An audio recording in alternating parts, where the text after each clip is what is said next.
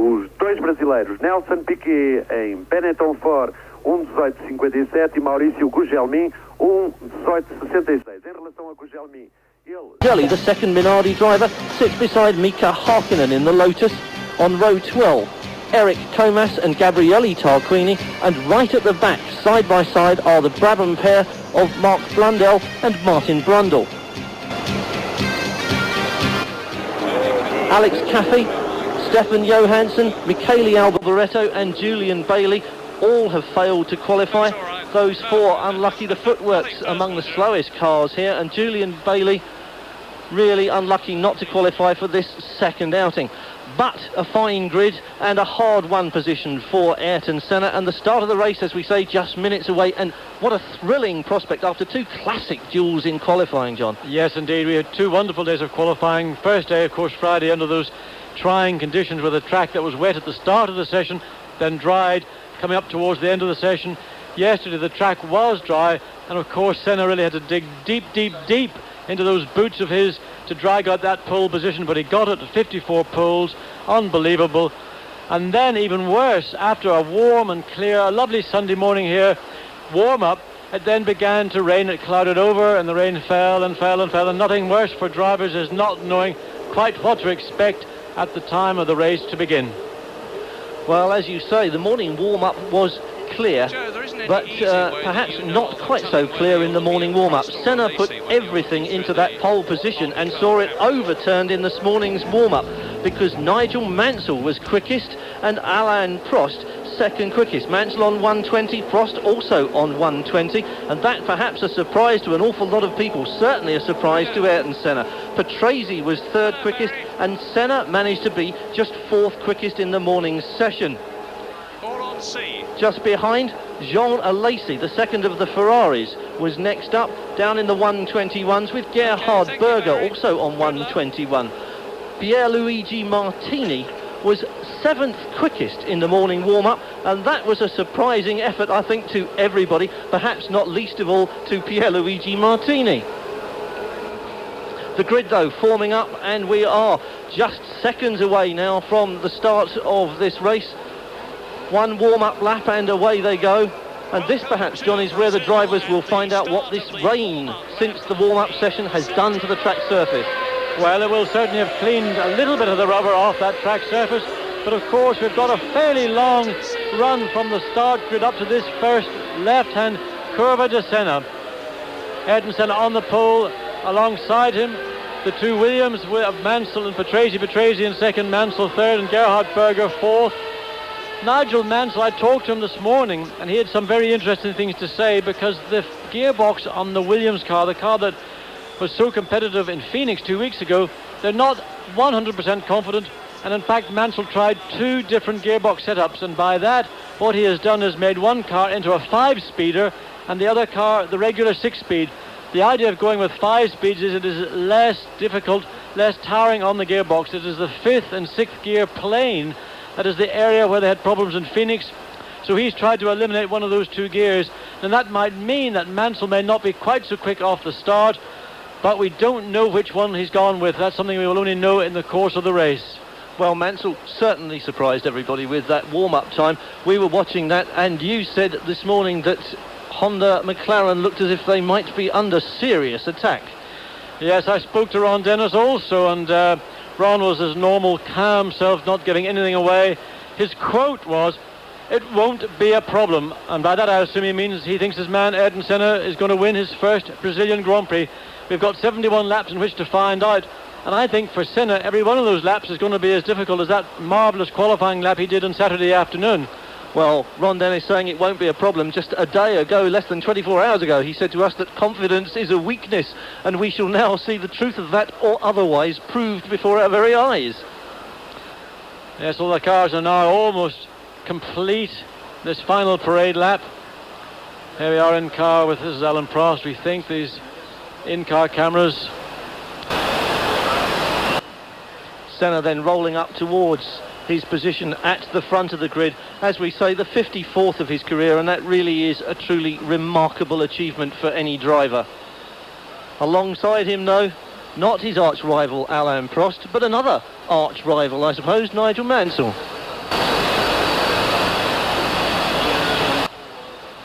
And the car's starting as we see on slick tyres. You were saying even when there was still some drizzle in the air that if you were a team manager you'd start on slicks. Yes, because here in Brazil, although we've had very changeable weather, we've had rain, we've had this very miserly sort of rain as well. Here at Interlagos, the track does dry quite quickly. The ambient temperature is quite high.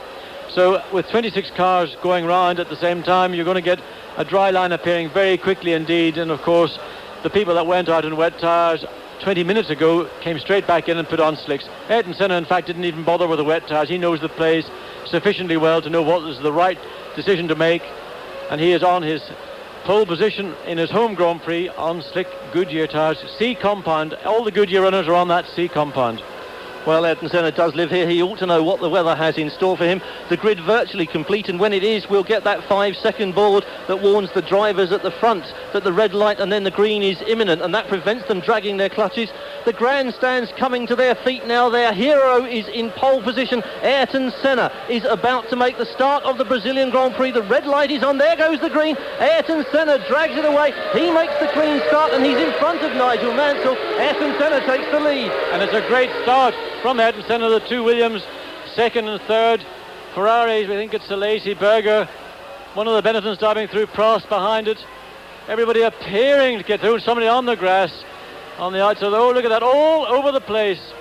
So I think Emanuele Pero in his Delara. But in the meantime, Senna sprinted to the first corner, took the initiative. And Prost under pressure from one of the two Tyrrell Hondas. But in the meantime, Senna, dream start from Ayrton Senna. This is what he wanted. It'll be very difficult indeed for anybody. And there we see poor Tarquini in his AGS didn't get very far at all. His race finished, not even a lap completed. Well, Stefan Johansson, of course, didn't qualify, so that's the AGS weekend over and done with, almost on the green light. Yes, and of course, a lot of people are saying that the AGS may not get much further than Brazil in their Grand Prix season, under tremendous financial pressure. So a very sad start to the Brazilian Grand Prix for AGS. Senna streaks away into the lead, pursued by Nigel Mansell. I was watching the start and I saw a trail of smoke which may just have been wheel spin, but it looked as if it went on an awful long time for Gerhard Berger. Seems to have settled down now. Yes, it was one thing that for Nigel Mansell, if he was running that higher first gear in a 5-speed layout, of course, he'd really have to give it mega revs to get those wheels to spin. But Senna across the line first, Mansell second, and Mansell's taken a little bit of time out of Senna on that first lap. Senna going through what is called Senna's S, and this circuit strings several corners together in a sequence. There are two long straights with plenty of overtaking opportunities and plenty of sequences which present difficulties as far as overtaking is concerned, but Senna has the measure of them from qualifying, does he not? Yes, he does, and of course leading his home Grand Prix with Nigel Mansell presently just under a second behind him, but he's able to really dictate very much the pace he wants to run at. And in spite of Mansell maybe being able to run quicker, as we saw in this morning's warm-up, being behind a car and overtaking it is quite a different issue. And on this Interlagos circuit, there really are not that many opportunities, viable opportunities to overtake, and certainly not somebody like Ayrton Senna. Well, viable opportunities for overtaking have been something of an issue in Grand Prix racing over the past couple of seasons, and there are now some fairly heavy penalties for people who take a chance where perhaps no such chance really exists. Well, we have yet to see just quite how stewards of a race meeting are going to deal with drivers who come into disrepute. That's something that I think all the drivers are very anxious to know as well, because until somebody actually puts their foot out of line, no one's going to know quite how far they can go in the first place. But Senna's in fact increased his lead on the second lap over Nigel Mansell. It's now almost 1.5 seconds. Ricardo Patrese a further 2.5 seconds behind Mansell. Lacey 4th, Berger 5th, Piquet 6th, and Alain Prost all the way down in 7th. Now don't write Prost off at this stage of the race. Alain Prost is probably quite comfortable there. Remember, he is the man who won the race last year. Alain Prost has, as we've said, been the quiet man of qualifying over the course of this weekend, and he suddenly emerged as not so quiet in the morning warm-up. And as you say, I think there's always a background. Well, Senna will be keen, if he can, to try and get a bit of space between himself and Mansell, but that may not be easy. Mansell will certainly have other ideas about it. The Williams really went very much as we've been expecting it to go. New car, not quite so good in Phoenix, but went very well here indeed, and seems to be fully competitive. Well, you can see that because look at the gap between Nigel Mansell in second position, and here is Riccardo Patrese third, pulling away from Alesi fourth, Berger fifth, Piquet in sixth position, Prost is seventh, Modena there is eighth, and in ninth position was one of the Leighton House cars. I would suspect it to be Maurizio Gugelmin, notwithstanding the fact that the unfortunate Brazilian had a fire extinguisher explode in the car during the warm-up this morning and badly burned his back and legs, but he's been passed to drive by Professor Sid Watkins, who is FISA's resident doctor at all the Grand Prix. And of course Gugelmin will have an enormous amount of adrenaline flowing through his veins in Brazil in front of his home crowd, and that will wipe out a lot of the pain. But now still on lap 4 in this 71 lap race, as we ride with Ayrton Senna, we are riding with the leader in the new McLaren MP4/6 with the Honda V12 engine, also new for 1991. Yes, it's a tremendous shot at the twisty infield of the circuit. The road rises and falls, which makes it more interesting. The road falling away now, car going a bit light. And then down the hill. And Mansell seems to be tracking Senna pretty comfortably at the moment. The gap settled at about a second, and I'm quite sure that Mansell won't be in any hurry to attack Senna just yet, as so long as they're pulling away from the others, he'll be happy to sit for a few laps behind Senna and let the gap to third place open if it will. If not, then I would think he will bring some pressure to bear on Senna. But for the time being, he's very comfortable. He can sit and watch Senna, let Senna make the pace, and wait while they pull away from the others, which they're doing. Yes, Ayrton Senna, there he goes. And Nigel Mansell very much needs points, because every point in the World Championship counts this year. That fastest lap, 1 minute 21.4, compares with the lap record last year by Gerhard Berger, 1 minute 19.9. But of course it's very early in the race at the present moment. We're on lap 5 at the moment, and there's still a lot of fuel to be consumed before the speeds start to rise as the weight of the car goes down. But on this 5th lap, no change at the front. Ayrton Senna, clear track in front of him. Nigel Mansell, you can see the Williams there in second position, comfortably, as James says, pacing himself. Then it's Riccardo Patrese, and Nigel Mansell, I was saying earlier, like Patrese, desperately needs points. Every one counts in the World Championship this year, unlike previous years when the best 11 out of the 16 races have counted, and that means to say that reliability is the name of the game. And so that gives the edge at the present moment to Senna and Prost, who finished first and second at Phoenix. Senna getting 10 points as opposed to 9 last year, and that's going to make a difference too. So Mansell there in second position as Senna exits the left-hander on this superb circuit. Brazil spent an enormous amount of money last year to make this circuit one fit for their hero Senna to win at. Well, he didn't win. Last year he was in this sort of situation, leading, but leading even more comfortably, when he came up to lap the Japanese driver Satoru Nakajima in the Tyrrell. Nakajima hit a dusty part of the circuit, lost traction at the front, and his car slid into Ayrton Senna, who had to come into the pits for a new nose cone and drop down to third position. He won't make that mistake again this year. So we're looking down from the helicopter now, race order on lap 6, coming up to the 1/10th distance lap already in the 1991 Brazilian Grand Prix. Ayrton Senna leading, Nigel Mansell Williams second, Riccardo Patrese third, there is Alesi fourth, Berger in the McLaren in 5th position, 6th is Piquet, being caught by Alain Prost in 7th position, 8th is Modena, and in 9th position it's Maurizio Gugelmin. Yes, and I think Prost will now will have played himself in as he likes to, got his tyres scrubbed in nicely, looked after them, not heated them, and he's beginning to pressure Nelson Piquet, and I'm sure he'll be looking for a way round Piquet fairly soon, because the leaders are beginning to get away, Senna and Mansell, and Senna has opened up a little bit more space on Mansell than he's had before. but we'll have to watch him for a few more laps to see whether that's Senna's trying to actually edging away from Mansell, or Mansell just taking it easy and comfortably.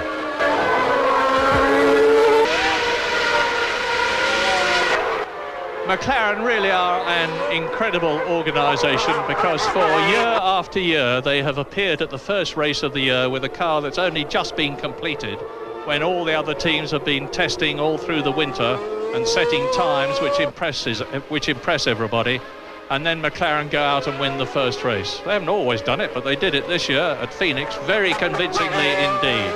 Now we're with the McLaren, with the Ferrari of Alain Prost, and ahead you can see Nelson Piquet.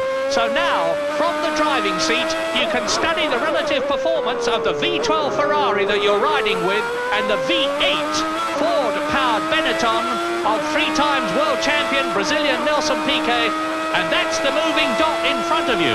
6th position. Prost is well down compared with where I expected him to be, having been second fastest in the warm-up this morning, and you saw them go through the picture there. And here's the McLaren. It's the McLaren of Gerhard Berger. Still not completely happy. We talked about this at Phoenix, but Gerhard Berger, who had a great deal of discomfort in last year's car, has got some discomfort in this year's car because his feet don't fit.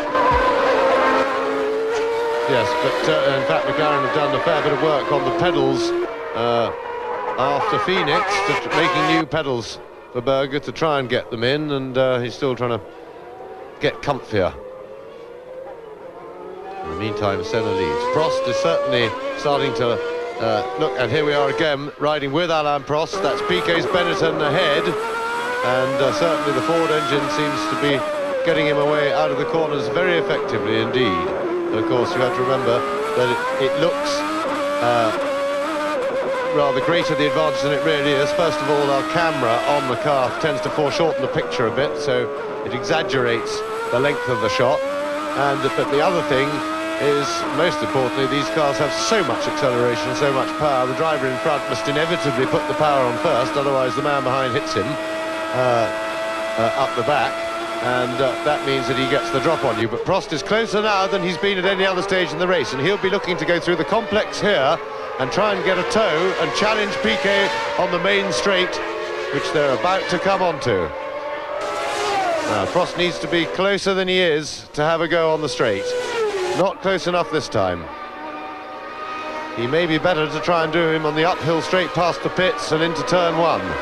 Well, he's got half a lap now of the twisty section to try and get right onto Nelson Piquet's gearbox, but of course that is made more difficult by the aerodynamic, or by the turbulence of the air in front, created by Piquet's car. The closer you get to the car in front, the less grip you have, because you're running in a partial vacuum, so your own aerodynamic surfaces don't work properly, and you see the problem here for Prost. Now he needs really to get within a couple of car lengths as they start the uphill climb onto the main straight. So now shooting down the hill and then sharply onto the brakes, and this is the left-hander onto the main straight. Now Prost closer this time than before, as we look at Senna now going through turns 1 and 2, and we really want to see Prost and Piquet on the straight. Mansell still holding on, dropped back a little bit, but looking relatively comfortable. He's 2.5 seconds now behind Senna.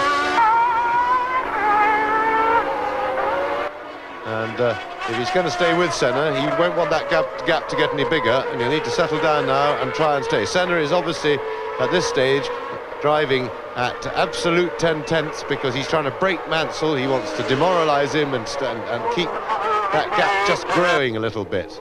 He needs the cushion. The thing that's of interest to me, and we are on lap 10, which is 1/7 distance, the thing that's of interest to me with the Leighton House in the pits, I can't see whether it's Gugelmin in the pits. I don't know what the problem is, obviously, but I was saying the thing that's of interest to me at 1/7 distance is the way that Mansell in the Renault-powered Williams is holding on to the V12 Honda-powered McLaren. Now we're with Prost again, and you can see that there is Piquet in front. Yes, and Prost did not get. We've just seen that was Gugelmin in the pits, and obviously the burns from the fire extinguisher problem this morning were too great because he had to be lifted out of the car, and that looked like a retirement through malfunction of the driver, but of course malfunction through injury, and that'll be a great disappointment to Maurizio Gugelmin. Obviously keen to do well in front of his home crowd, and that's a very unlucky way to be put out of the race. Now, está mais perto de Patrese, está sensivelmente à mesma distância. Gerhard Berger, ele está entre Alesi e Piquet.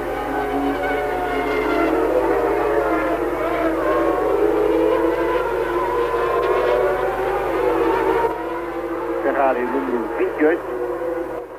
E enquanto o McLaren de Senna se distancia dos seus perseguidores, exceto Mansell, de facto Gerhard Berger não consegue aproximar-se de Jean Alesi.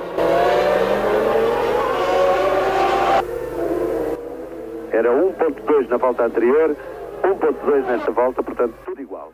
Senna coming through to complete his 11th lap, so Senna leads. There is Mansell in the Williams Renault in second position, a long way ahead of Riccardo Patrese third, who has got just behind him Gerhard Berger fourth.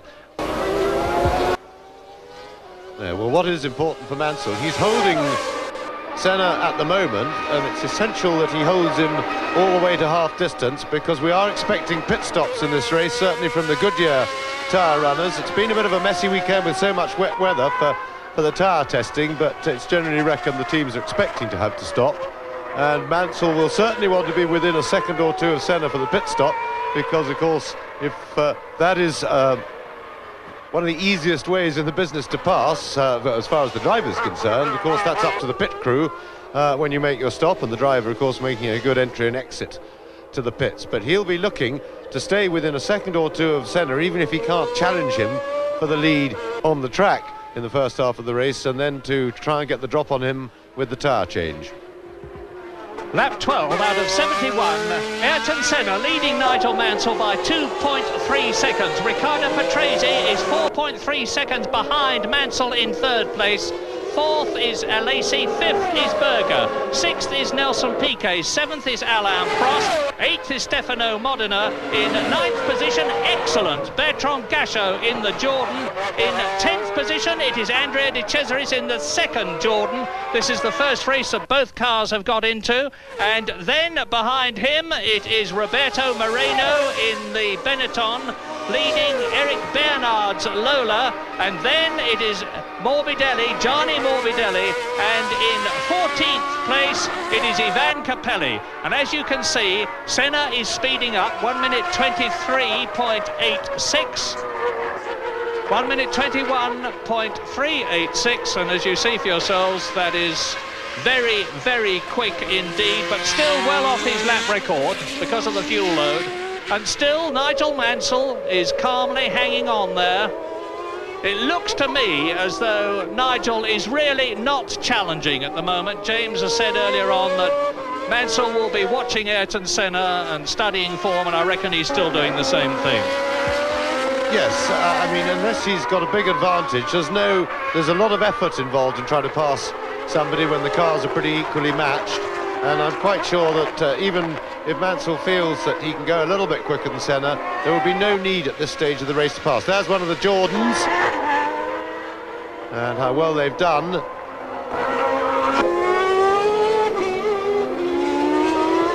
It's Bertrand Gachot on the right, the Belgian in the Ford-powered Jordan.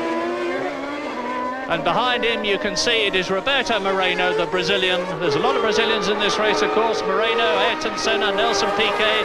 Maurizio Gugelmin started it, but sadly has had to retire because of those fire extinguisher burns.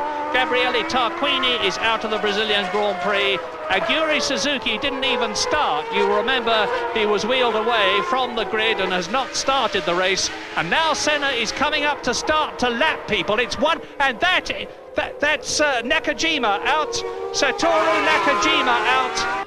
You can see the Japanese there, he's obviously not at all happy. He's saying, no, don't bother, I'm out of the race.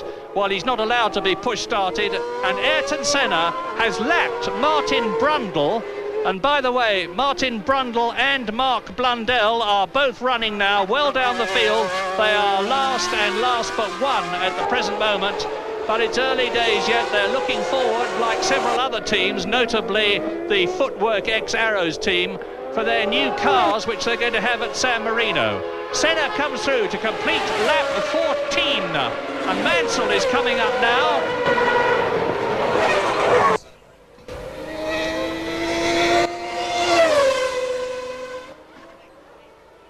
Lap 14, Ayrton Senna, 2 seconds now ahead of Mansell.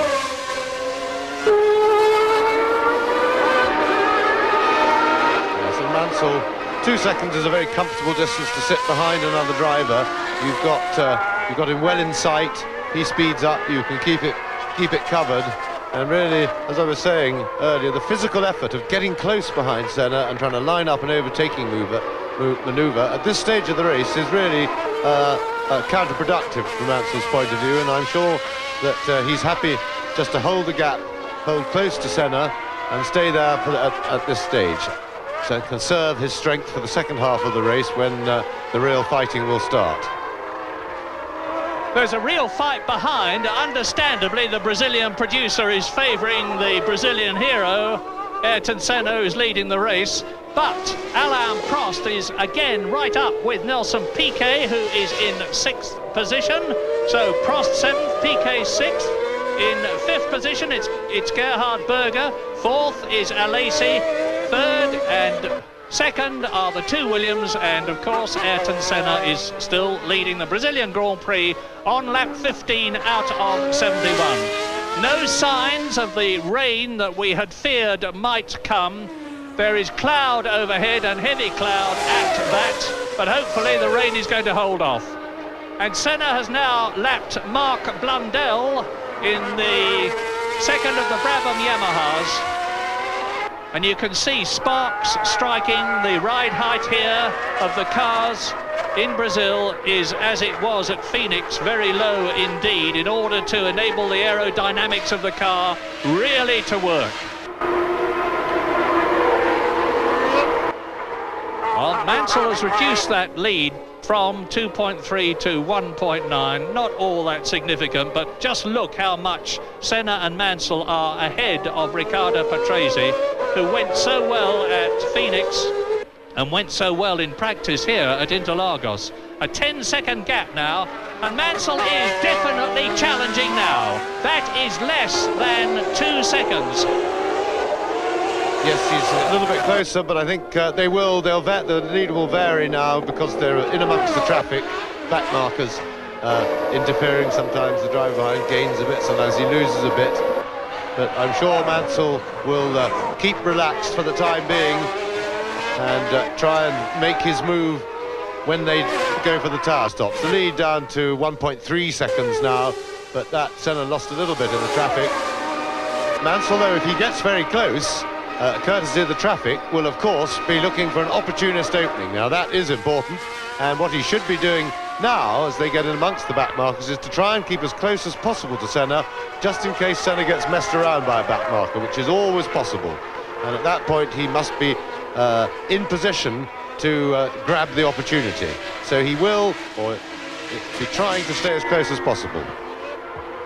Yeah, and there is Senna lapping somebody as he goes through, and here's a Ferrari coming in. Now, is it going to be Alesi or is it going to be Prost? Much earlier than we expected. This is lap 17. We weren't expecting anybody to come in before lap 20 at the very earliest. And here is Senna leading, and McLaren are ready for a pit stop too. So the tyres are wearing quicker than we expected.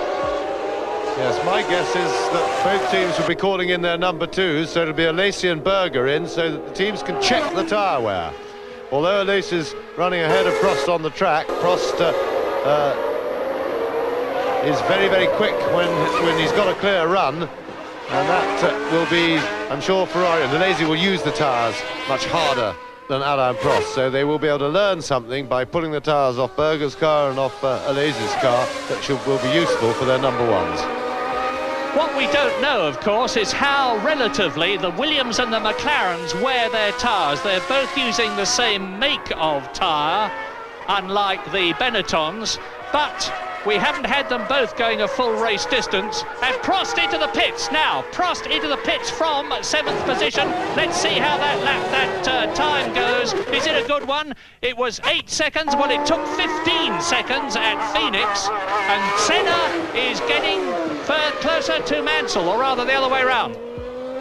Well, that in fact was good tactics by Alain Prost, because he was stuck behind Nelson Piquet, and now that he's on fresh rubber, he may have a clearer track behind him so he can make time on the road, or that would certainly be the thinking involved. And if he was doing his homework, he would have checked with the Ferrari pit that the road wasn't too crowded behind. So there is Alain Prost on fresh tyres as the leaders go by in a Leighton House park beside the road, so that must be Capelli's car. Yes, Capelli out, and Alain Prost rejoined in 11th place, having put on a new set of tyres. And the race order on lap 19 now out of 71. Ayrton Senna leading Nigel Mansell, who is a steady 2 seconds behind him. Third is still Riccardo Patrese, and there are the leaders coming towards us at this moment. In 4th position, it's still Gerhard Berger. In 4th position, I'm sorry, is Alesi. 5th is Berger. 6th is Piquet, and you see a very unhappy Capelli walking back now, and that means that both the Leighton House Ilmor V10 cars are out of the Brazilian Grand Prix. Gugelmin because of his burns problem, and I would imagine Capelli, I'm guessing that it was an engine problem, but one of the Ilmor V10s let go in the biggest possible way in practice. Looking down now at this really stimulating battle for the lead between an Ayrton Senna who dominated things at Phoenix, but is certainly not dominating them here. Nigel Mansell, having decided in 1990 to retire from Ferrari, was persuaded not to for all sorts of reasons, one of them alleged to be about £6 million a year, and thankfully he's gone back to the team which gave him 13 of his 16 victories, Williams, with a new car designed by Patrick Head and Adrian Newey, a new Renault engine V10, a new semi-automatic gearbox, and it looks as though it is really working here in Brazil. Lap 20, and Mansell is giving Senna a very hard time indeed. Do que Ayrton Senna, obviamente que tanto um como o outro vão ter que passar pela box para trocar pneus. Senna está na frente e conduz a sua corrida, enfim, suportando a pressão de Nigel Mansell, mas de qualquer maneira é ele que neste momento está no comando. Quem pode e vai certamente beneficiar caso não troque pneus são os homens, como já dissemos no início, os homens que equipam saída de Modena.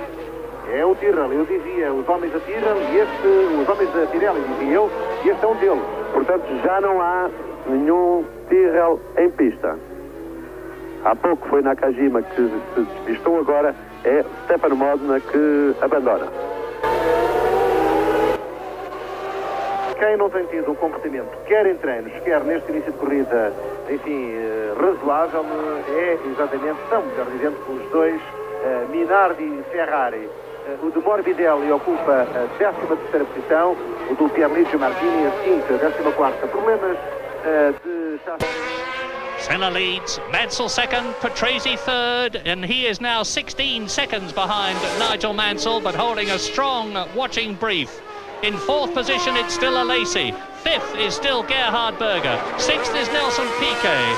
Stefano Modena was 7th, but now that he's gone out, Bertrand Gachot has gone up into 7th place. That's a terrific performance, almost in the points. There is Modena walking in 8th position now. It's his teammate, Andrea de Cesaris. So the Jordans are in 7th and 8th positions. In 9th position, it is Roberto Moreno, the second Brazilian, and Alain Prost is only in 10th place after his pit stop.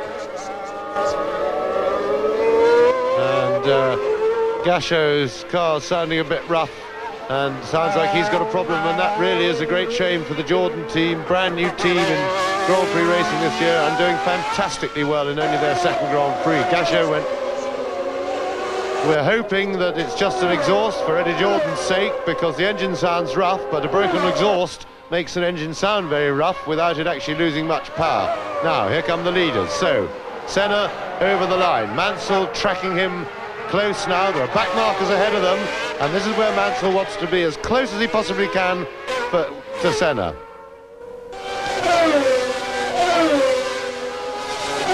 Onto the straight. 2 back markers ahead. That will be worrying Ayrton Senna. It's worrying when you've got the lead of a Grand Prix and somebody's quite close behind you, pressurising you. You see 2 back markers ahead, and that is a crisis moment. Senna will be trying to time his arrival on them on the straight, and he's diving inside, and he was spotted. But we didn't see whether Nigel Mansell got through. No, yes, he has, and he's not only got through, but it looks to me as though he's gained a bit of time in the process. He's even closer to Ayrton Senna on lap 22. It was one of the Ligiers that they have lapped, either Thierry Boutsen or Eric Comas. And out of the race now, we have Gabriele Tarquini, Aguri Suzuki, Maurizio Gugelmin, Satoru Nakajima, Ivan Capelli, Stefano Modena. That means both the Tyrrell Honda V10s are out of the Brazilian Grand Prix, having finished an excellent 4th and 5th at Phoenix in their first race. And Senna will be very keen to get past the slower car before he has to turn into the twisty one at the top of the circuit, but he doesn't make it, and he might just be held up a little, and this could be a chance for Mansell. Mansell has dropped back a little bit. He's not quite as close as he ought to be for this situation. Well, they get through cleanly, and Senna's got a clear run down the straight, and he'll get past on the straight. That is Boutsen, so the other one was Comas. So Senna has now lapped both the Ligiers. First of all, Eric Comas, then Thierry Boutsen, who has won 3 Grand Prix in his career, including Hungary last year for Williams, but made a career move which he did not want to make by having to go to Ligier for 1991 after he'd been fired by Williams. And he's now been lapped by both the leaders, and you can see them. Ayrton Senna, the winner of 27 Grand Prix, his 27th at Phoenix to equal Jackie Stewart's record. Only one driver has won more Grand Prix than Stewart and Senna now, and that of course is Alain Prost, who's won 44. We are on lap 23, and behind Nigel Mansell it is still Riccardo Patrese. So both the Williams in the top 3. It's still Jean Alesi who is in 4th position, Gerhard Berger 5th, Nelson Piquet 6th. Prost is now up to 7th place, having rejoined after his tyre stop in 11th position. 8th is Gachot, and in 9th position it is Roberto Moreno. In 10th position it is Eric Bernard, and in 11th and 12th places Gianni Morbidelli and Pierluigi Martini in the V12 Ferrari-powered Minardis. That's the first 12. We're on lap 24. There's a long, long way to go yet. And don't forget that if things go the way the tyre technicians are expecting them to go, both Ayrton Senna and Nigel Mansell should be in for a tyre stop fairly soon. You can see how close they are. Prost, of course, has made his move, come in for tyres early. Good tactical move. And that gives you a perfect idea of what the 2.7-mile Interlagos circuit near Sao Paulo looks like. And it shows you where Riccardo Patrese, the white dot, is in relation to Mansell. Don't get too excited about the way the yellow and green dots close up and pull away from each other. There's somebody having to follow them on a computer. Now, through they go again. And it's, well, it's half a second now. Nigel Mansell smokes the left tyre as it momentarily stops.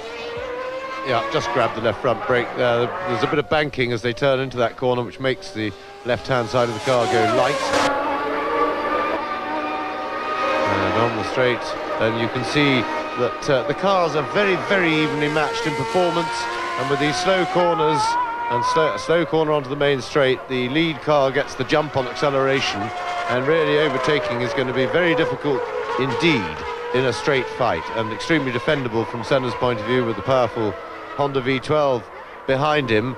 So Mansell, who closes right up in the hairpins, and he keeps doing that every lap, and then as we see when they get out onto the main straight, they go through that uphill left-hander, and at that point Senna gets the power on first, and even when Mansell's very close, he pulls a big lead. Now we're coming under braking now. This is the start of the left-hander onto the main uphill straight past the start-finish line.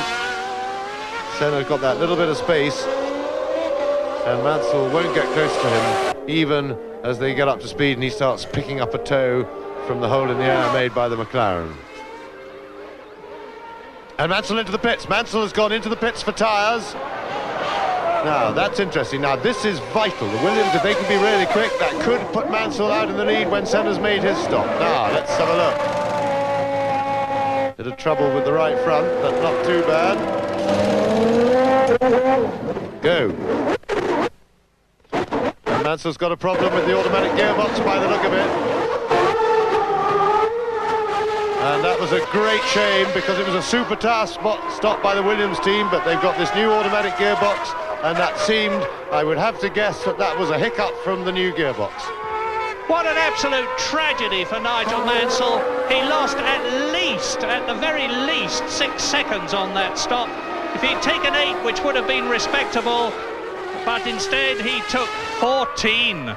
And so that's put him down, and Nigel Mansell has rejoined in 5th position. Race order now then, in the lead Ayrton Senna. Up into 2nd place goes Riccardo Patrese. To 3rd place goes Gerhard Berger. To 4th position goes Alesi. To 4th position goes Berger. And in 5th place Nigel Mansell. He's on new tyres, but of course he's got to get past Berger, he's got to get past Alesi, he's got to get past Patrese before he can do anything about Senna, and that puts Senna into a tremendously strong position. And here comes the Brazilian into the pits. Now let's see how his pit stop compares with that of Nigel Mansell. You remember what Nigel Mansell's time was? And so, oh, what an absolute cracker, 7 seconds. Yes, and Senna got the car moving literally as it landed off the jack, and that was a fantastic stop, fantastic work by the McLaren team, and a brilliant getaway by Senna. He missed a gear on the way out, but that won't hurt him compared with the problems that Mansell had. And Senna now has a very, very big advantage over Mansell, who's obviously his main threat in the race. There are cars between them, and that was extremely good tactics by the McLaren team to come in immediately after Mansell, because it didn't allow Mansell to get any sort of a run on new tyres, get the response in immediately, and that has really established Senna and McLaren in a very comfortable and healthy situation now. Senna a passar novamente a Hakkinen, que lhe faz sinal. O jovem Mika Hakkinen percebeu bem o esquema da Fórmula 1. Ele que era um piloto excessivamente voluntarioso na Fórmula 3, provocando até alguns acidentes espetaculares. O último grande prémio de Macau. Nem mais. Senna volta a ter vários concorrentes atrasados, aqueles que ele já tinha ultrapassado antes. Quando da paragem? Race leader Ayrton Senna on new tyres after a scintillating 7-second pit stop. And that is Eric Bernard lapping Thierry Boutsen. Eric Bernard in the Lola, and Gerard Larousse will be delighted with that. The Larousse Lola team have got a very severe financial problem. There is a question of whether they're even going to be at the San Marino Grand Prix. They need money desperately. But now there is only 3.2 seconds between Ayrton Senna and Riccardo Patrese. Now, this is sensational. Patrese is starting to close on Ayrton Senna, and you're going to see it for yourselves. The incredible Italian in his 210th Grand Prix. There's the confirmation. Mansell up into 3rd place on lap 28. Yes, well, that's the important one, because remember, Patrese still has to stop for tyres, and Senna has the advantage of fresh rubber, so he'll pull away pretty quickly, one would imagine. And Mansell is also chasing on fresh rubber. So the real race is between Senna and Mansell, and that was all time that Mansell lost in the pit stop to Senna. And one just hopes that the problem was with the actual gearbox, as we watched from Senna's car with traffic ahead of him. But we hope that it wasn't that Mansell, unfamiliar with the operation as he passes Thierry Boutsen, we hope that it wasn't lack of familiarity with the clutch and gearbox system in the cockpit of the Williams that might have meant that it could have been Mansell's error. But whatever it was, I'm sure it was new gearbox symptoms.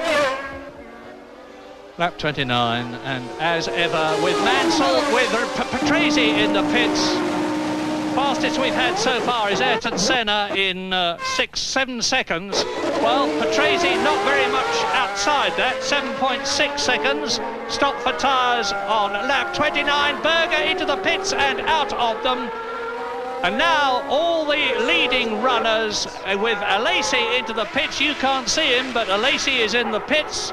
So that means all the front runners now have got new tyres. Yes, and as we would suppose, with fresh rubber on, Mansell new fastest lap for Nigel Mansell. And Mansell now second behind Senna, and this is the race to watch. Can Mansell start to chip away at that 8-second gap that he had to Senna when they both had settled down after their pit stop? Well, Senna, of course, in a tremendously strong position. I've said many times in the past that a lot of dialogue goes on between the drivers and the pits, and there'll be a lot going on between Senna now and his pit team manager, his race engineer, telling him where he is in relation to Nigel Mansell, who is back again into second position, having lost some 6 seconds, which could make all the difference at the end of the Brazilian Grand Prix. Nigel Mansell is 7 seconds now behind Ayrton Senna on this, the 30th lap. We're 5 laps shy of half distance at the present moment. And in the pits there is one of the Ligiers. I can see Michel Tetu, the race engineer, on the left. But out he went. I suspect it was Thierry Boutsen, and you're looking at Riccardo Patrese on new tyres. Now he, like Nigel Mansell and Ayrton Senna, can get the hammer down. 7.2 seconds, remember that. After 29 laps, Nigel Mansell, 7.2 seconds between him and Ayrton Senna. And we'll watch the gap from now on, because this is what the race is all about. Lap 30, Senna leads Mansell by 7 seconds. Mansell is some 20 seconds now ahead of Nelson Piquet, who's moved up into the position he finished in at Phoenix. That's third place. Fourth position is Riccardo Patrese.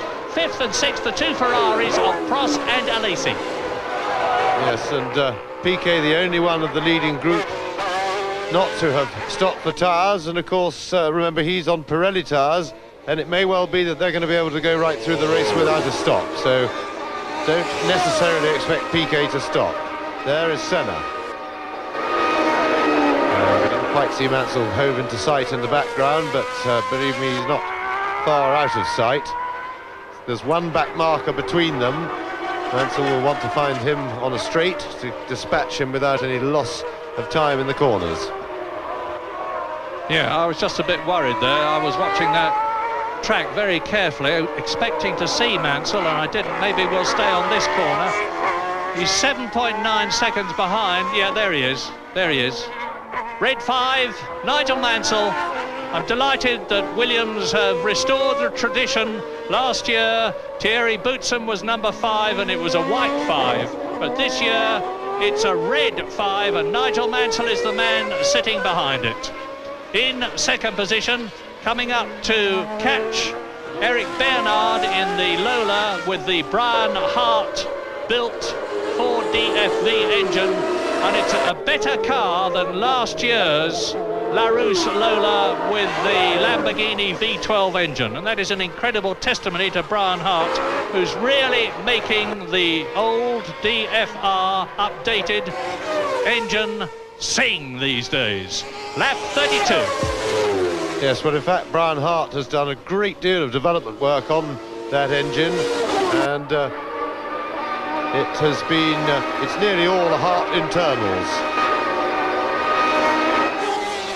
And Mansell just done a new fastest lap on that one, 1:20.8. So the times are coming down, the fuel load's licensed, and the gap is back down to 7.2 seconds. Problem is that it will tend to yo-yo about during the race now as the leaders negotiate the slower cars. But it looks as if Mansell is putting in his effort now, and now is when he's got to do it. If he's going to catch Senna, he's got to start chipping that lead down right now, because catching him will be rather less than half of the problem of trying to win this race or to beat Senna, because the cars are evenly matched. The circuit is not conducive to passing easily, and it will be a big problem for Mansell, even if he can get on Senna's tail, to actually get past him. Well, if Nigel Mansell had had a decent pit stop, he would be with Ayrton Senna, because the gap between them now is equivalent to the extra time that Nigel Mansell took to change his 4 wheels and tyres in comparison with Ayrton Senna. So that is how important teamwork and the mechanics getting the old tyres off and the new ones on is in a race. We're on lap 32 now, and you can see that the gap now is under 7 seconds. So Mansell is carving into it. There is Nelson Piquet, who is still in 3rd position behind Nigel Mansell and race leader Ayrton Senna. 4th is still Riccardo Patrese. In 5th and 6th positions, it's still the 2 Ferraris, of the disappointing Ferraris, one must say, of Alain Prost and Jean Alesi.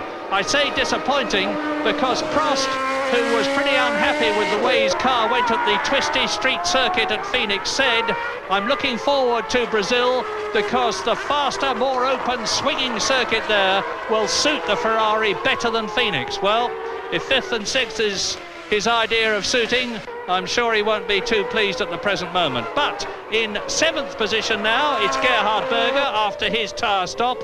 In 8th place, it is Roberto Moreno. In 9th position, it is Gianni Morbidelli. In 10th place, it is Eric Bernard. In 11th position, it is Eric Comas in the Ligier. And in 12th place, it's Mika Hakkinen. Excellent. Mika Hakkinen in the Lotus, which is a very different Lotus to last year's, but has got the Judd V8 engine in it, which obviously isn't up to the V10 Renault and the V12 Ferrari and Honda engines. And, well, there we see the gap between Patrese and Piquet, and Patrese has certainly been catching Nelson Piquet. Remember, Patrese is on fresh rubber, Piquet hasn't yet stopped. Been catching him at about a second a lap, which is certainly what you'd expect for the difference in performance of fresh rubber. On the other hand, if Piquet can keep on with that sort of performance from his tyres, the extra performance you get with very fresh tyres will soon go away from Patrese's car. And I would guess at this stage that the Pirelli runners are going to try and go right through the race without a stop. So Patrese getting right up behind Nelson Piquet. In the meantime, the gap is back over 7 seconds now up front from Senna to Mansell. But as I said before, it's yo-yoing about a fair bit. It's inconsistent because of the traffic. Although I think Mansell now, here's Patrese. Is he going to dive inside, or is he going to try and do Piquet on the straight with better traction, which he should have with the fresher tyres? Yes, he has. He's got very good traction out. He'll get him with the benefit of the toe, I would have thought, into turn 1. Interesting comparison between the engines of these two cars, but Patrese is right there. So, Riccardo Patrese moves into 3rd place. And Nelson Piquet moves down to 4th in the last race we expect of the Benetton B190, because on Wednesday of this week, the new Benetton B191 is being launched in London. And that's the John Barnard designed car, and we're expecting it to be very special indeed. There's going to be a new... That's one of the Brabham Yamahas. I can't see because I can't see the number, whether it's Mark Blundell or Martin Brun. No, it's Eric Bernard, I apologise. Eric Bernard, so that is both, and that's terrible news for poor Gerard Larousse, because it means to say that both his cars are out. Aguri Suzuki didn't even start the race. Eric Bernard is out of it, and the retirements now are many. Now here's an interesting battle, because rather unexpectedly Nelson Piquet is hanging on to Patrese very well indeed and looking full of fight, as he should be in his home Grand Prix. And there we see yet another fastest lap for Nigel Mansell. So the gap may have moved back a little bit with the traffic, but Mansell's got it back to 6.4 seconds now to Ayrton Senna. So it is, as we keep saying, yo-yoing around, and that's to do with traffic. But the person who seems to be setting the quickest laps on clear ones is Nigel Mansell, and that makes one think that he stands a chance of catching Ayrton Senna slowly, gently over the second half of this race. Now, I was fumbling for words on the retirements. 9 people are out so far out of the 26 people who started at half distance. It's lap 36 now. And those 9 are Gabriele Tarquini, Aguri Suzuki, Maurizio Gugelmin, Satoru Nakajima, Ivan Capelli, Stefano Modena, Andrea De Cesaris, JJ Leto and Eric Bernard. As through to complete another lap goes Ayrton Senna. Now, are we going to see Nigel Mansell go over the line so that I can give you the gap? And the answer is no, we are not.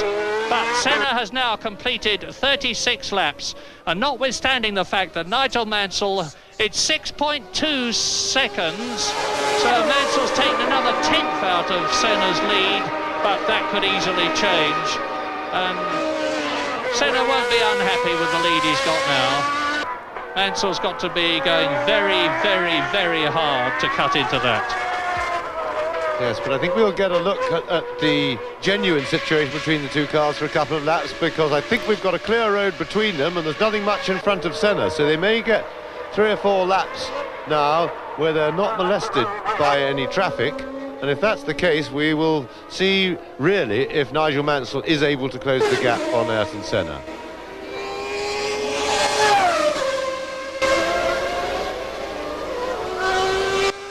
We were looking at Gerhard Berger. There he is, James. I must say, as I've said before, I'm very disappointed with Gerhard Berger this season. I was disappointed with him last season.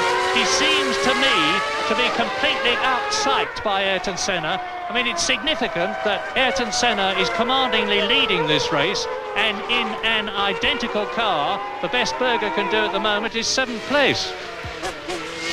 Yes, but one thing we don't know is how comfortable his feet are, because if he's still got the problems he had in Phoenix, you cannot judge a man's driving until he's properly comfortable. It's just not possible.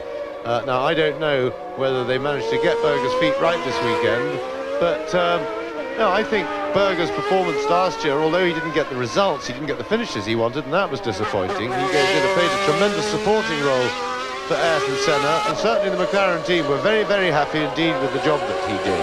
And it's a little bit early to say this year,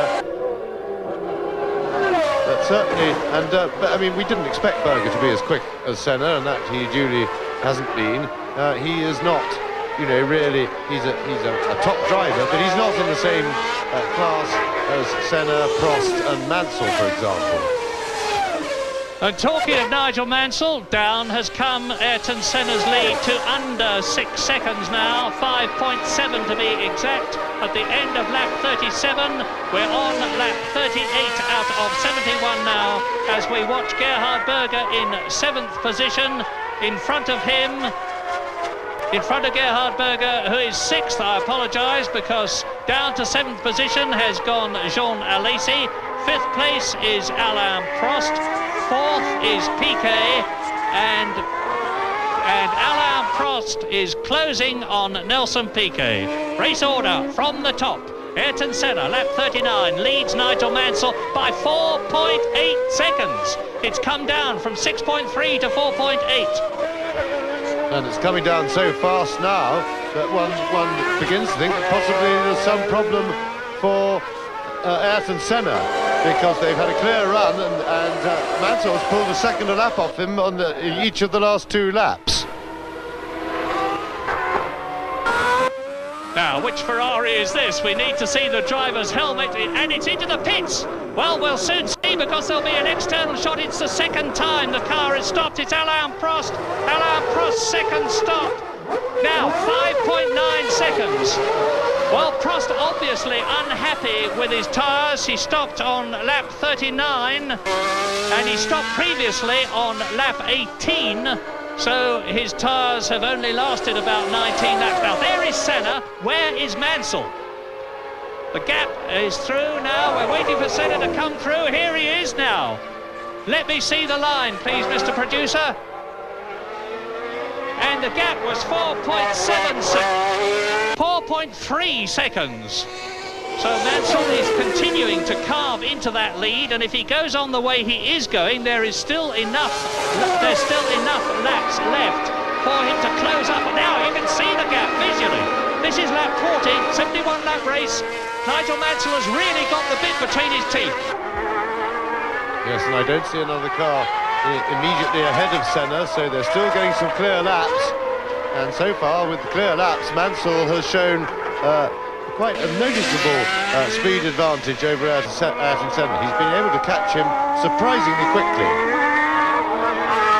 Does this mean that Senna's got a problem? The bugbear of McLaren's last year was gearbox, and that has been, if any weakness they had, their slight weakness, and they had a bit of gearbox trouble, I believe, in Phoenix. And that sort of slowing down by Senna makes one think that maybe he's lost a gear or he's having a little bit of trouble with the gearbox.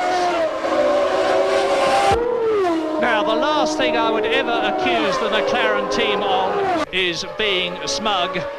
But certainly after Phoenix, when their new car had made such a fabulous entrance to Grand Prix racing by blowing everybody into the weeds, they were extremely confident. And Senna said, just wait until Brazil when we've got the car set up properly. Well, Williams seem to be doing even better. And now the gap just over 3 seconds, 3.2 seconds. One back marker between. It's one of the Ligiers. And when they did a lap before, both Ligier drivers behaved extremely well, made space for the leaders. So Mansell will certainly be hoping for that, and we reckon that is Boutsen. And certainly with his level of experience, one would expect him to see the quick men coming and get well out of the way. Now, Mansell's got Boutsen right in front of him. I think I'm willing to be corrected, but it looks to me like Mika Hakkinen in the Lotus. We'll soon see, because Ayrton Senna is on him, and in 5 laps, Nigel Mansell has halved the gap. It is Mika Hakkinen that he's catching, and about to lap.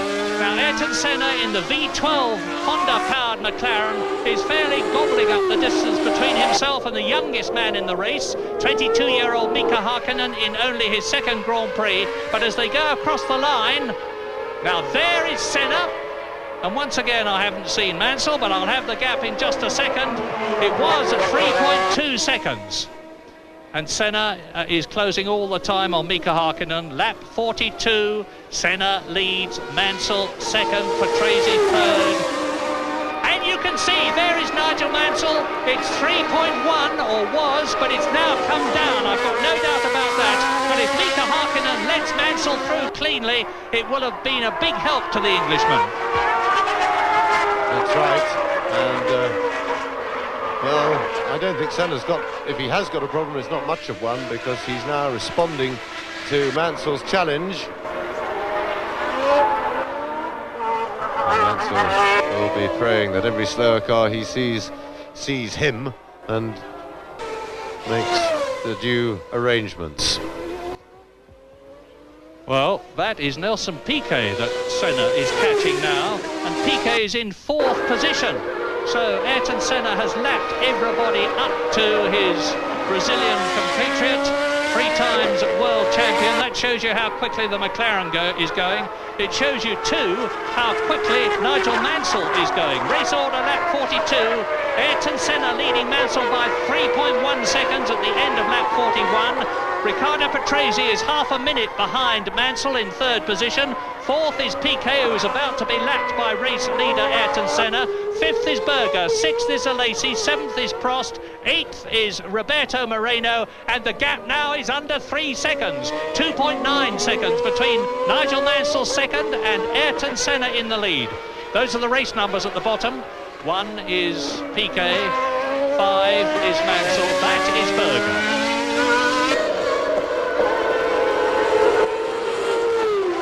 There's a big crowd here, as you would expect in Brazil, particularly as Sao Paulo is Ayrton Senna's hometown. Piquet.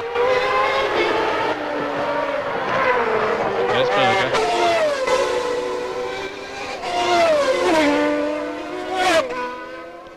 And it's Gerhard Berger now, catching Nelson Piquet, as into the pits comes Alesi. Now this is very significant. Both the Ferraris have had 2 tyre stops. Jean Alesi came in on lap 29, 6.46 seconds. That is an excellent stop on lap 43, and that's his second stop, and he rejoins in 8th position with Ayrton Senna still leading Mansell and Patrese third. Piquet fourth, being caught by Berger in 5th position. Down to 8th position goes Alesi, and that means up to 6th position comes Alain Prost, ahead of 7th place Roberto Moreno. Este novo Williams Renault parece carro bem nascido, que aliás as declarações prestadas quer pelo Nigel Mansell, quer pelo próprio Riccardo Patrese, tem satisfeito os pilotos, bom comportamento de chassi e uma melhor resposta neste início de época por parte do motor da Renault. Aliás, os técnicos franceses têm feito um trabalho bastante apurado, têm desenvolvido bastante o seu V10, já há 5 versões, 5 evoluções, digamos assim, do motor original, e cá está outra vez Berger atrás de Nelson Piquet. Estão colados, a diferença era de 3 décimos de segundo na volta anterior, na 43ª. Mas eu não sei como é que o Nelson consegue manter este ritmo com pneus que já têm em cima 44 voltas. Bom, eu também é conseguido. Closing, and here we see from the cockpit of Berger's McLaren, we get a good, tremendous view of the back of Nelson Piquet's car. Strange interference, but there they are from outside. And let's see if Berger, now as they go downhill left-hander, then hard onto the brakes for the slow left-hander onto the main straight, can Berger outpower into McLaren? He's perfectly positioned to get a good run at Piquet up the hill. Let's see if the V12 Honda, combined with the hole in the air that Piquet's making, can carry Berger past him. Going to be a fight under braking. Berger's going for the inside, and he's there. He's got the inside. He can now dictate the corner. Classic overtaking manoeuvre, but Piquet's not giving up easily. Berger now you see Berger there, very cleverly let the car run a little bit wide out of the left-hand bit there to push Piquet offline, and that was quite legitimate. Piquet knew it and expected it and tucked in quite happily behind Berger. It was not a position he was going to hold for very long. Remember, he's on old rubber. He just hasn't quite got the traction now. But it would appear that they've made the decision to go through the race on the one set. Yes, I maligned the unfortunate Nelson Piquet in saying that Senna was coming up to lap him. It was Gerhard Berger who was coming up to pass him, and he's proved it back. And here is a replay of Gerhard Berger with Nelson Piquet fighting on the outside of the corner, hoping to get through on the second part of that corner, which is the right-hand exit. But, as James pointed out, Gerhard Berger blocked the exit and Nelson Piquet had to drop back. 5th position ahead of Alain Prost. So now up front, Ayrton Senna has got the gap to Mansell to over 4 seconds for the first time for quite a while. And it is bouncing around, courtesy of the traffic. As I said a while back, if Mansell is going to make his mark in this race, or get in a position to fight properly for the lead, he's going to have to get on to Senna's tail in the next next 10 laps, because it'll take him a while to both work out and find a way around Senna at the end of the race. Now, plenty of traffic around. And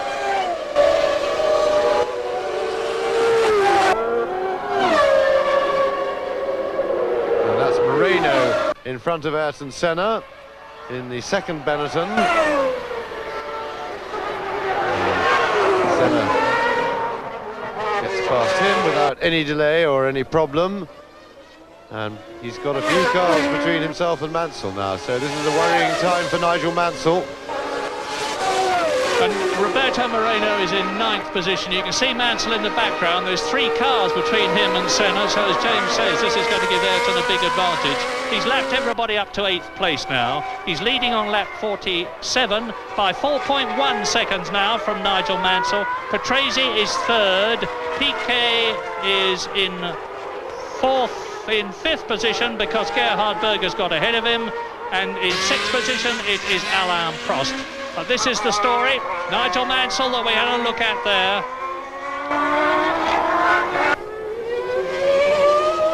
Now you'll see Senna go across the picture right to left. There he was. And it looks like considerably more than 4.1 seconds now. Senna, as ever, is working the traffic. As into the pits at last comes Nelson Piquet. He's had to give up. That's lap 47. And that's a good stop by the Benetton mechanics, as they're not used to making a tyre stop now. 6.8 seconds. That's the third quickest one we've had. The Ferrari mechanics got Prost out in an amazing 5.9. They got Alesi out in 6.4. And the Benetton mechanics have got Piquet out in 6.8, which, as I was saying, considering they're not used to tyre stops on account of the fact that Piquet and Moreno normally go straight through, is an excellent effort. Yes, and the result of having all that traffic to pass has meant that Nigel Mansell has now fallen to just on 6 seconds behind Ayrton Senna. Looking ahead, I think he's got a clear road in with which to chase Senna, maybe 1 car between them. Now, Nelson Piquet's tyre stop then really was a tremendous effort by the Benetton team. They turned the car around very quickly, but it was disastrous timing, because that's the worst way to use 2 sets of tyres, unless they put Piquet on a very soft compound to try and run him in a sprint to the end of the race. But I doubt whether they do that, and that would be certainly guessing if they did that, because of this all the rain we've had in practice. It's not possible for anybody to really know very accurately how compounds are going to behave. But you see, to get the equal good use out of 2 sets of tyres, you really want to be stopping soon after 1/3 distance in the race, well before half distance, because of course the car is 50% heavier, more than 50% heavier when it starts the race, courtesy of the huge fuel load that they carry, and therefore the tyres get a lot more effort in that first third of the race. So stopping time is soon after 1/3 distance to get equal use of the 2 sets, and Piquet of course was well over half distance, and therefore the second set won't be able to be used as fully as the first. Lap 49 out of 71, 7.7 seconds is the gap between Red 5 there, Nigel Mansell, and race leader Ayrton Senna, who as ever is working the traffic to perfection. This was the way Senna demonstrated his superiority over Alain Prost many times when they were in the McLaren team together, because Senna would dive into gaps in the traffic that the more experienced and older Prost just wouldn't countenance trying to get through. And time after time it served Senna very well. There was time after time it didn't serve him so well, of course, like Hungary last year when he collided with Nannini but then went on, and Brazil last year here at the Interlagos circuit when he hit Nakajima, lost the lead and the race, and finished in 3rd place as a result of it. Well, Mansell is now dropping back on Senna, and I think it's more than just the traffic, because he's been lapping slower than teammate Riccardo Patrese for the last few laps, which would suggest that he's got a problem, and it may just be that he's overcooked his tyres with the big charge he's been putting in to try and catch Senna. But there is Ayrton Senna, the gap now 8.5 seconds, and clearly Mansell has some sort of a problem. Let's hope for his sake that it's not their new gearbox again. That was the the problem in Phoenix in the first race. And with the World Championship at stake, if it's got a gearbox problem, Mansell won't be best pleased. Whoops. Pierluigi Martini in the Minardi Ferrari, and it looks to me as though he's beached it, by which I mean the very low bottom of the car is riding over the high curb, and that means to say his rear wheels are off the ground.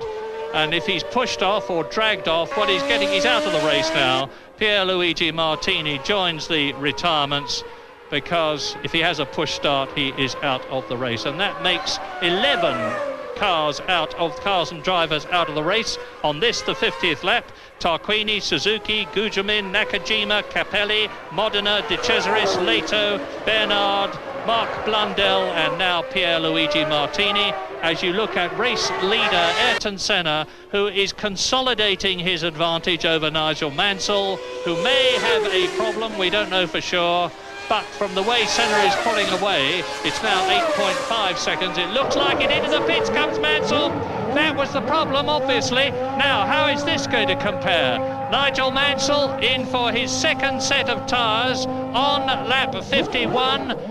And, oh, it's another bodge stop. 9.5 seconds. The mechanic at the front got the jack caught underneath the car as Nigel Mansell accelerated away. But it was better than the first stop, if scant consolation. But Senna's stop was 7 seconds. He's still in second place, Nigel Mansell. Senna's tyre stop on lap 27 was 7 seconds. Mansell's tyre stop the previous lap was 14 seconds. So Senna gained 7 seconds there. And Mansell's just stopped in 9.5, which gave Senna another 2-second advantage.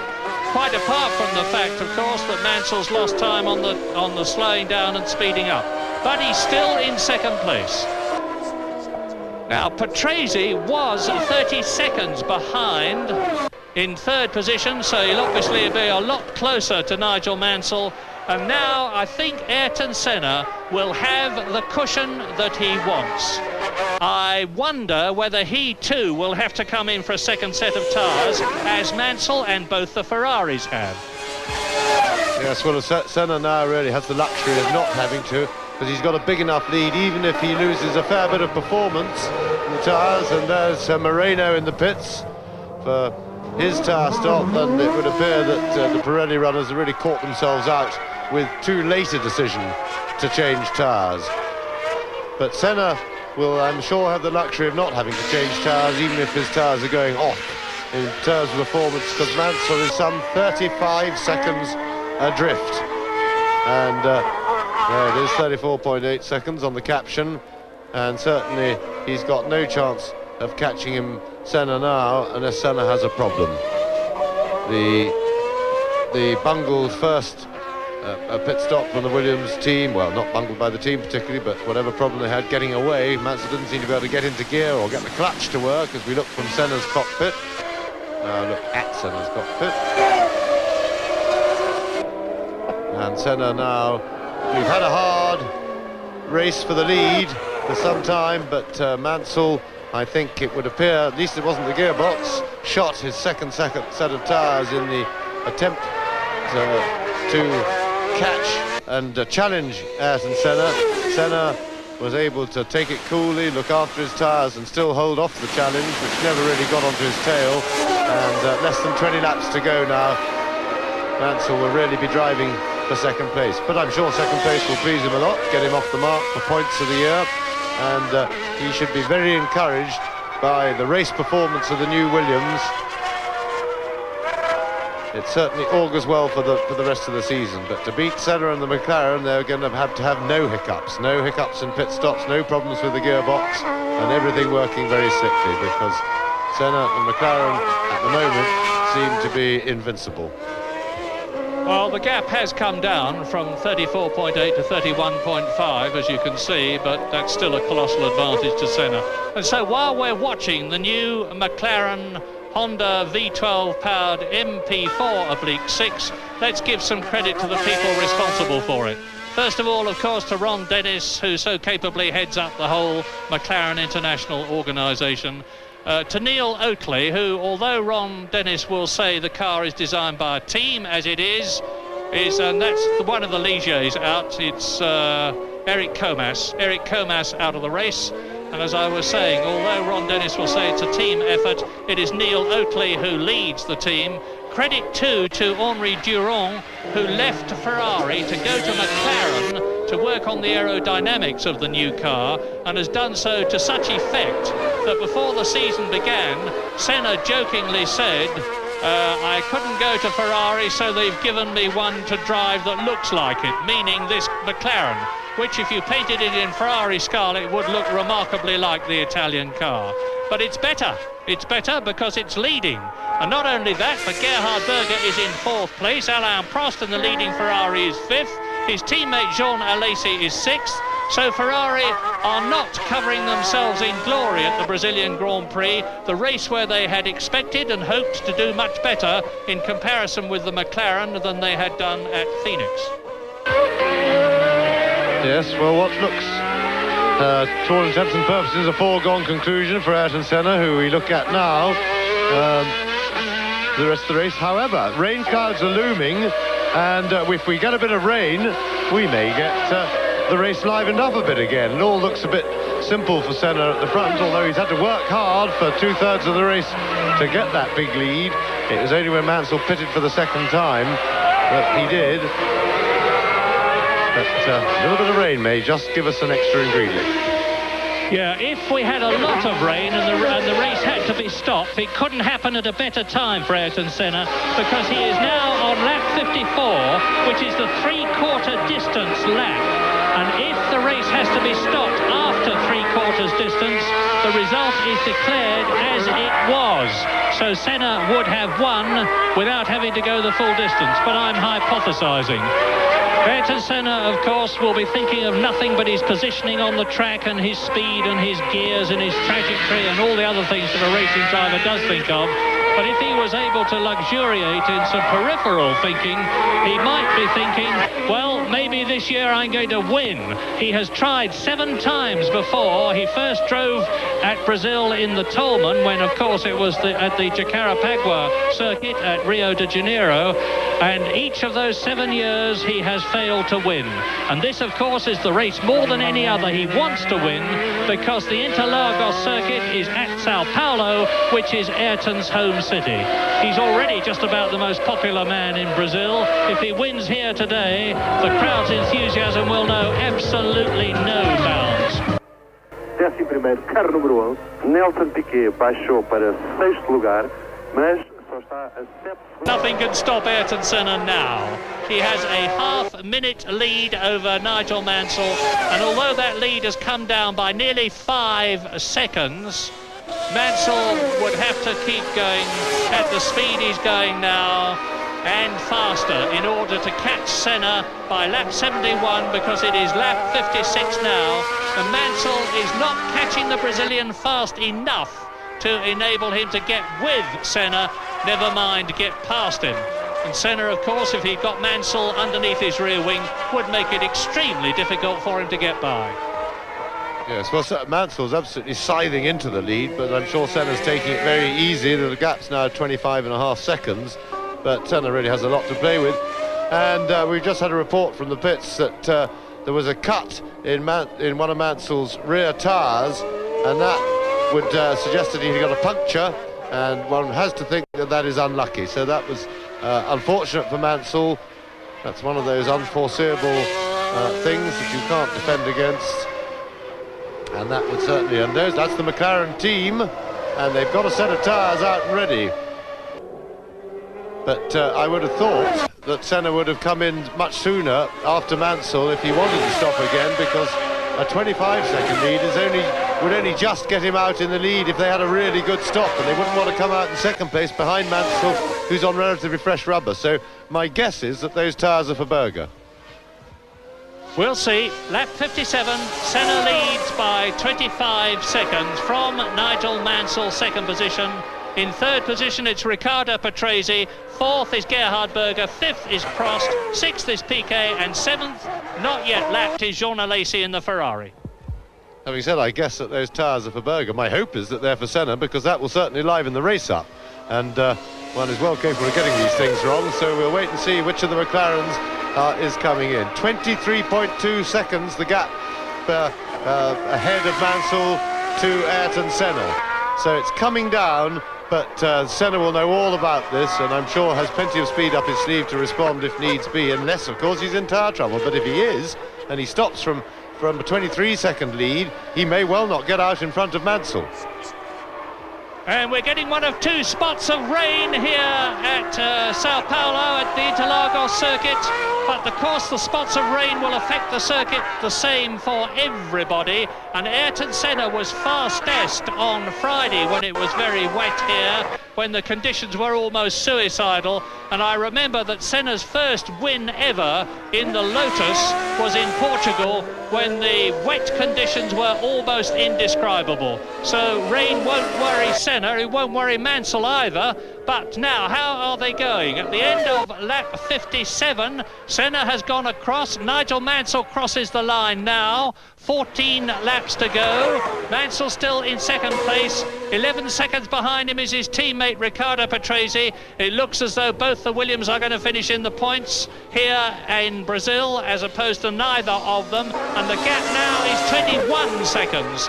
But even if Mansell continues to reduce the gap between himself and Senna by 2 seconds a lap, he would need, well, yes, he could. I'm just working it out in my head as I talk to you. If he keeps on going the way he is now, and Senna does the same thing, it means to say that 3 laps from the end, they will be absolutely together. Well, that is something to savour. Meantime, the traffic could affect the situation.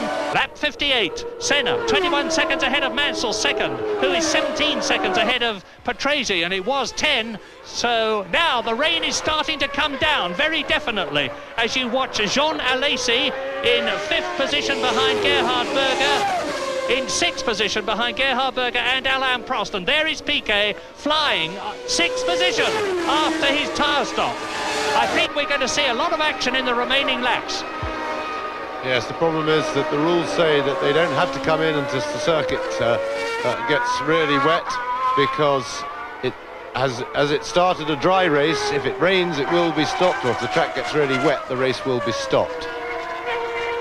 And certainly Senna has probably been being extra cautious in the conditions. With his big lead he can afford to be, which would have been part of the reason, as the rain was spotting. You see it on your visor first before you can feel it on the track, but that would have made Senna tend to be pretty cautious. Nelson Piquet sliding about a fair bit, so see the car sliding, so it is definitely a little bit slippery.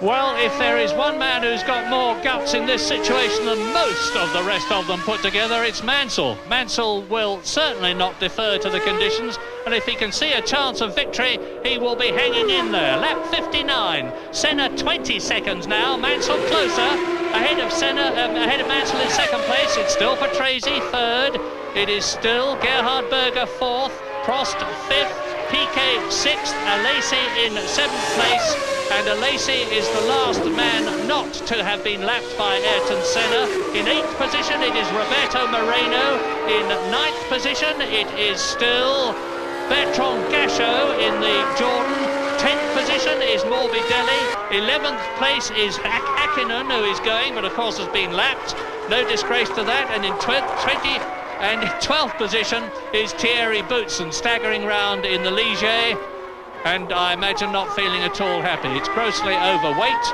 and that is Bertrand Gachot, and that is Mansell spinning. Mansell spins, well, that'll give you an indication of how slippery it is. Mansell, he's stopping, Mansell out, oh! For the second race second time in 2 races, Nigel Mansell retires in the Williams. Well up at Phoenix and in second place, and this is a replay of course. Now I'm really guessing, I don't know, but I wonder from the way Mansell spun there whether it's a repetition of the problem that Riccardo Patrese had in Phoenix when his semi-automatic gearbox unexpectedly first of all put him into neutral and flung him sideways, and then without any command from him went to second gear.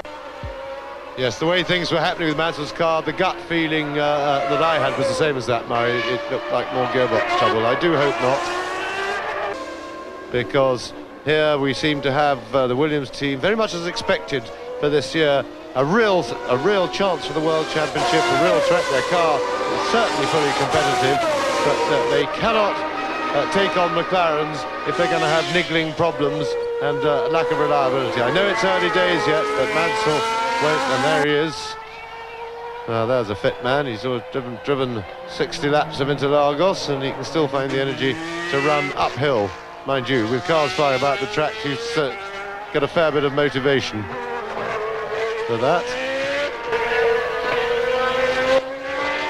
Well, Mansell literally legging it, and what a tragic sight that was, because he had driven a superlative race time after time to reduce the gap between himself and Senna that we're looking at. But it's another indication, with Senna incidentally lapping Mika Hakkinen again, it's another indication of how the McLaren policy to do things one step at a time and not to take any tricky, untoward or forward-looking technical moves before the others has paid off, because McLaren have got a semi-automatic gearbox on the stocks as well, but they've decided to stick with their transverse 6-speed gearbox until they are completely happy with the semi-automatic. Williams had software problems at Phoenix with the computer that controls the hydraulics, which changed the gears, and it may well be, I don't know any more than you do, but it may well be that it's a repetition of that problem. And look at the way Mika Hakkinen is taking a lesson from Ayrton Senna, hanging on to the Brazilian who has just lapped him. Senna in the V12 Honda-powered McLaren, and Hakkinen in the V8 Judd-powered Lotus. Well, it may well be that Senna is taking things very easily indeed, knowing that he is now 36 seconds ahead of Riccardo Patrese, who, like Mansell, is closing the gap between himself and Senna. But all the time, Ayrton is having this conversation with his race engineer at the pits. He knows exactly what the score is. He can take things very... Well, I don't want to say Senna's in trouble, I don't know, but he certainly is taking things very easily from the way that Mika Hakkinen is hanging on, and that's no discredit to Hakkinen. It's only his second Grand Prix, and he's got the Judd V8 engine, which is frankly not in the same street, nor would John Judd expect it to be, as the V12 Honda, which has had millions and millions of pounds spent on developing it. But Hakkinen hanging on as they come through to complete the lap. Yes, looking at it, I'm sure all is well with Senna's car. He's not right back on the revs, will cut down the power of the engine, will be taking it very easily, particularly with the track still possibly a little bit treacherous and that little flurry of rain. And there's no reason for him to stick his neck out with a 40-second lead or 35-second lead. His job is purely to finish now, and certainly not to be going fast. Hakkinen, of course, extremely talented young Finnish driver, was British Formula 3 champion last year. There's Mansell doing his crowd waving thing. And Hakkinen, say, won the British Formula 3 championship. He didn't just win it, he won it in dominant style, very much reminiscent of the time that Ayrton Senna won it, some 8 years or so before him. And a man of considerable talent. Lotus team are very excited about him, but of course their problem at the moment is to produce a car worthy of Hakkinen or any other good young driver, and that of course again isn't all the team's fault. They are underfunded, and being underfunded in this business means you don't really have a chance. Lap 63, and the challenge now is to Gerhard Berger in the second McLaren Honda V12, who is in third place, only 8.5 seconds behind Riccardo Patrese.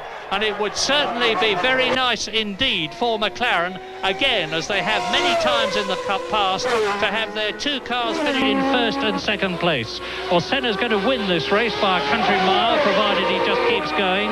Another crushingly dominant win, as he had in Phoenix. Can Gerhard Berger cut down the gap between himself and Riccardo Patrese second in the remaining Williams Renault and take second place. In fourth position now, it's Alain Prost as we ride with Ayrton Senna. In fifth position is Nelson Piquet. Sixth is Jean Alesi. So both the Ferraris and both the McLarens are in the points. That will help both of them in the Constructors' Championship, but it will mean, as you watch Riccardo Patrese second, that the gap between McLaren and Ferrari in the Constructors' Championship after 2 races will be even greater than it was after Phoenix. And in 7th position, lapped of course, is Roberto Moreno. Both the Benettons going well. They're reliable as they have been for a long time now.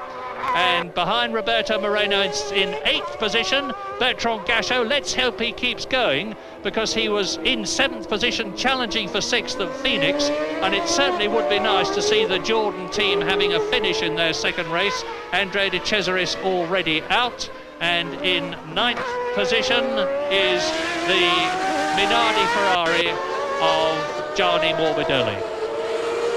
Well, that's Riccardo Patrese. And you look at Nelson Piquet, who is in 5th position. So Patrese going extremely well.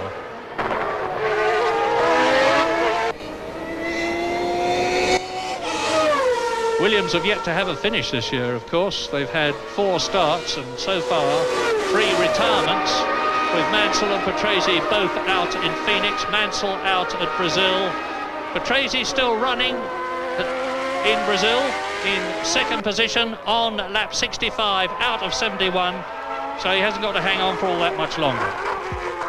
Yes, and that's Roberto Moreno in front of him, and he'll want to get past him because Berger is chasing for 2nd place and catching.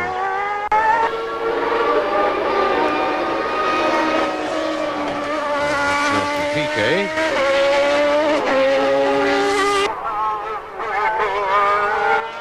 Yes, Nelson Piquet ahead of Jean Alesi. We could still have some changes. There is the Ferrari. Now let's see where it is in relation. That's Jean Alesi, who number 28 is in 6th position. And ahead of him is Nelson Piquet. So the Sicilian Jean Alesi is challenging the Brazilian Nelson Piquet, who once again is going to finish in the points. He finished 3rd in the World Championship last year, his first year for Benetton, after that disastrous couple of seasons with Lotus, when everybody accused him, I think with justification, of having lost his motivation. Now he's got the right car, he's got the motivation back, and he finished 3rd in the championship last year, 1 in Japan, 1 in Australia, and he was, of course, in 3rd position at Phoenix, the first Grand Prix of the year, running in 5th place now, behind Alain Prost, ahead of Jean Alesi, and Ayrton Senna, race leader, is on lap 66 with 5 laps to go at the completion of this one. And Riccardo Patrese has reduced the gap to 20 seconds. But I'm not going to get excited about it yet, because to me this just says that Senna, knowing exactly what his speed is in relation to Riccardo Patrese and his lap times are in relation to those of Riccardo, is just making sure that he's going to finish the Brazilian Grand Prix this time. Oh, that is Bertrand Gachot in the closing stages of the Brazilian Grand Prix, just as in Phoenix. Gachot is retiring from 7th place, and poor Eddie Jordan, who was in Japan just before the Brazilian Grand Prix to try and drum up more sponsorship for his team, will be bitterly disappointed with every justification. I'm very, very sorry, because this is the best turned out new Grand Prix team we've seen for a long time, and it's only 14 seconds now between Riccardo Patrese and Senna. Well, I say again, Senna is a supreme tactician. This is his 112th Grand Prix, of which he has won 27, to give him 405 points in the World Championship so far. But he certainly is cutting things pretty fine if he goes on for the rest of the race as he is now. He's tiptoeing his way round this bend. it looks a lot slower when you're looking at your television monitor through the camera on his car than it does if you're sitting in the cockpit. I'm quite sure of that. But he's on his 67th lap now with Riccardo Patrese catching him very noticeably. Yes, I rather got the impression that Senna was going even more slowly than ordinary circumspection would take one. Maybe, I don't know, we'll watch carefully, but I thought he may have a little bit of a problem. He was certainly taking the corners very slowly indeed. Yes, he does sound a bit peculiar. The car's not sounding fully healthy. He's certainly not using all the engine revs, and the gap down to 9.6, and it looks as if Senna is in a bit of trouble. My goodness, is Senna going to be cheated of victory in the Brazilian Grand Prix for the 8th time by Riccardo Patrese, who has reduced that lead from 40 seconds to 9.6 seconds with 3 laps to go at the end of the one that they are on now. The Honda V12 engine won its first race. That was a terrific achievement. It looked as though he was going to win its second, but soon I think we're going to see Riccardo Patrese in the same shot as Ayrton Senna, who you can see visually is going slower. Absolutely no doubt about that at all. 9.6 seconds was the gap, and we'll see what it is at the end of this lap. If we don't see, that's not Riccardo Patrese there, but we soon will see the Williams, and Senna is coming through to complete now his 68th lap. Yeah, well, I think Senna may have a serious gearbox problem and not be able to get the low gears. He seemed to be going through the left-hander onto the straight in a much higher gear than he would normally do, and with no acceleration. So maybe he's lost the low gears, and that is Patrese into sight, and he isn't that far away. And the gap is down to 5.4, and I'm sure it's the low gears, second and maybe third, that Senna has lost. I certainly get the impression, and that would be McLaren's bugbear of the last 18 months or so, is their gearbox. And I don't think Senna can get round these slow hairpins properly, because he's having to take them in maybe 4th gear. Lap 69, and Patrese surges past Mika Hakkinen. 5.4 seconds was the gap as they went into their 69th lap in this 71-lap race.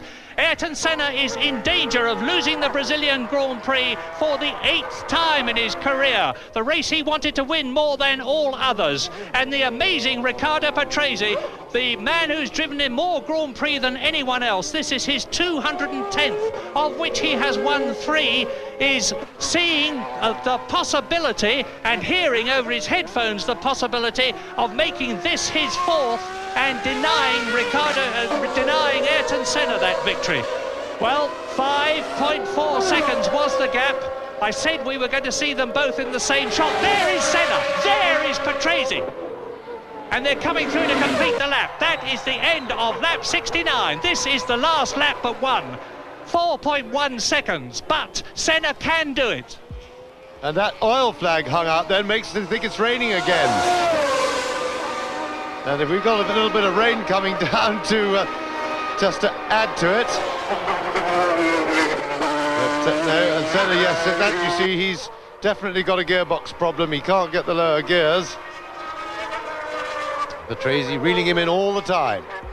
And just imagine the tension in Ayrton Senna's head, in his cockpit. This is it. He's on the last lap but one of the Brazilian Grand Prix. The Brazilian hero, Ayrton Senna, has got Riccardo Patrese bearing down on his McLaren Honda, gaining all the time. The last lap coming up, you can see Senna is going slower. I hope we're soon going to get an exterior shot, because while it's nice to know what Senna is seeing, I would rather be seeing Senna and Patrese together.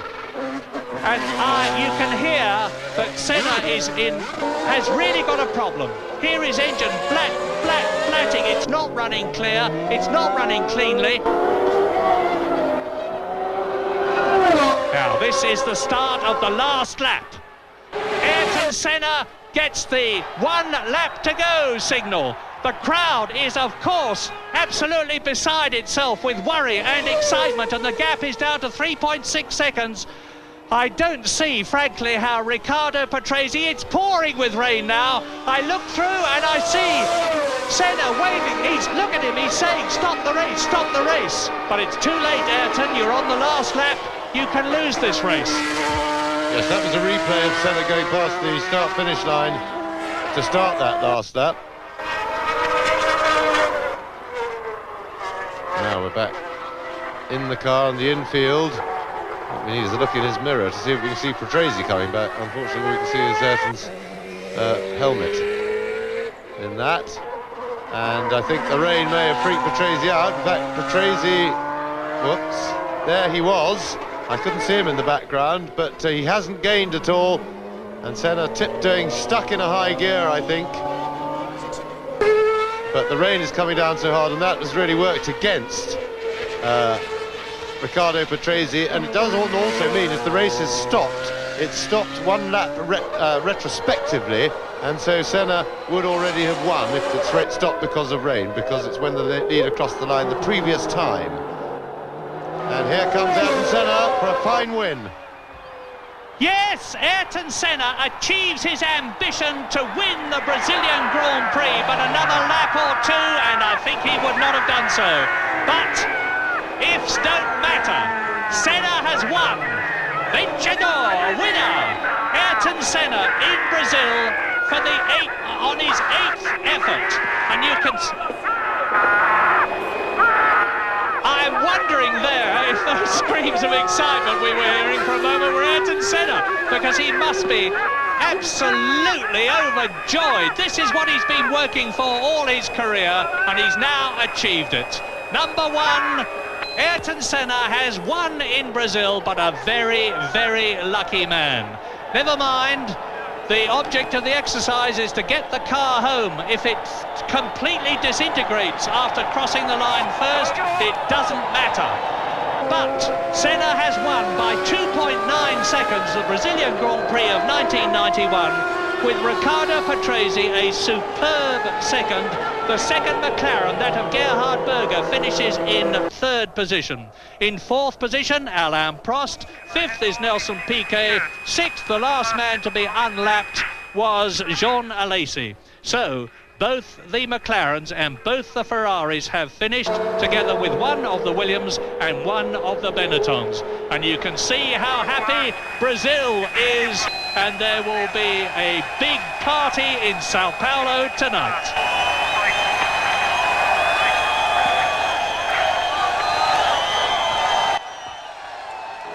Has 20 points, and that's 11 more points than Alain Prost. Ayrton Senna the winner, Riccardo Patrese in 2nd place, Berger 3rd.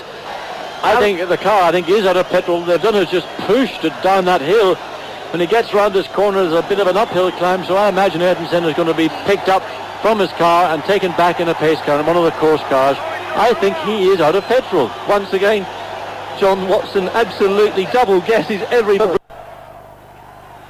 É a impressão do piloto brasileiro que pela primeira vez consegue vencer um grande prémio no seu país, e perante os aplausos destes milhares e milhares, na sua maioria brasileiros, naturalmente, que não deixaram de licitar desde o primeiro dia de treinos até hoje. O carro de Ayrton vai ser rebocado.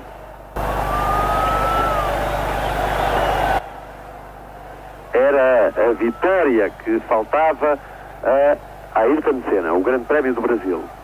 Foi pena, de facto, esta fortíssima chuvada em final de Grande Prémio, em final de festa, estraga um pouco a festa. Um comando consolidado no Mundial com 20 pontos, portanto uma vantagem de 11 pontos sobre Alain Prost, mas estamos apenas no início do campeonato. Esta é a 2ª corrida do Mundial de Fórmula 1. Nada está definido, mas há indicações importantes em termos de competitividade dos vários carros. Até há surpresas, Adriano. Bom, enquanto que não vamos ter para já a cerimónia do pódio, a cerimónia de consagração aos 3 primeiros classificados, Senna vencedor, Patrese o segundo, Berger o terceiro, vamos de novo até Lisboa para o último bloco publicitário desta transmissão direta aqui do canal 2 da RTP. Voltaremos dentro de instantes. Até já!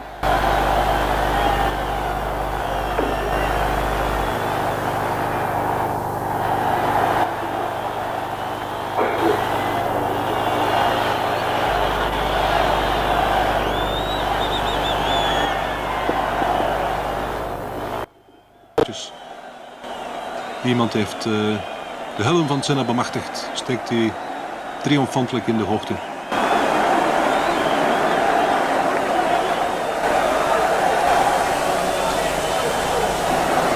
Braziliaanse vlaggen. En Senna zit nog altijd in zijn wagen. En lijdt pijn, zo te zien krampen, vermoedelijk. Wordt daar afgeschermd. Is helemaal uitgeput en lijdt pijn, dat is duidelijk aan zijn gezicht te zien.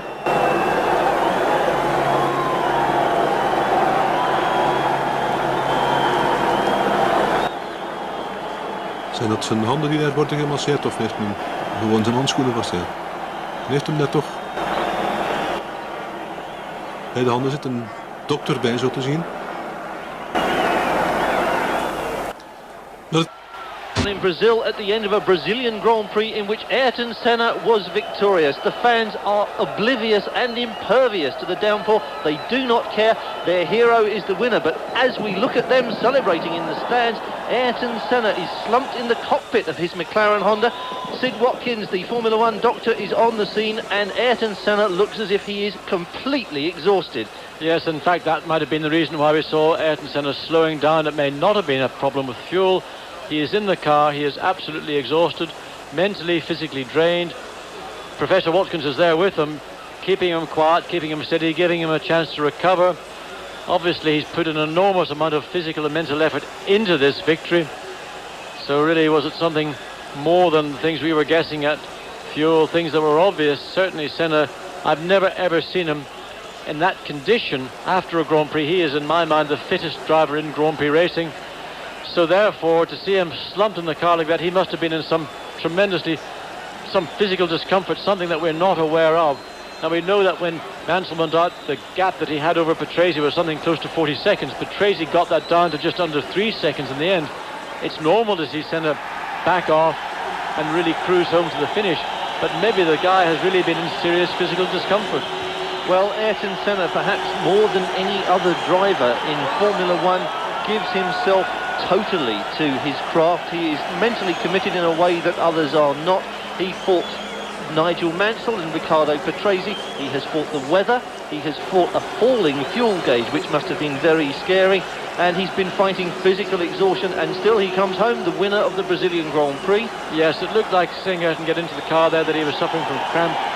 During the course of a race, you sweat a great deal, you lose body fluids, and you lose the minerals in those fluids, and if you get cramp, you're in the car, they've got a saline drip in the car. That's the medical car that will go out to any incident on the circuit. Ayrton Senna has been brought back in that car, probably nothing more than just dehydration and of course the consequent cramp that follows on, but very uncomfortable to drive under those conditions, and really just, I think, give him about 10 minutes to recover and he'll be up in the press room recounting the true and whole story to the world. And there is the official result. Ayrton Senna the winner, Riccardo Patrese second, Gerhard Berger third, Alain Prost fourth, Nelson Piquet fifth, and Jean Alesi in sixth place.